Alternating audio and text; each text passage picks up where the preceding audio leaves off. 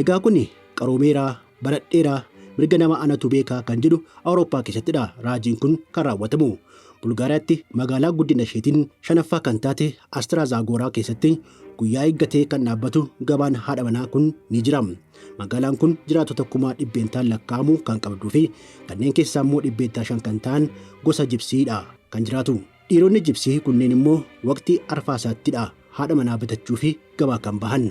Dubaroonni durbummaa qaban caalbaasiin kan itti bitaman bareedinaan umuriin akkuma sangaan kun hojjaa isaa dheeraadha.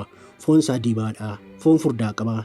Hin dulloomne akkuma jedhamutti dhiironni kunneenis halluu dirree kanaanidha gatii isaanii kan murteeffamu.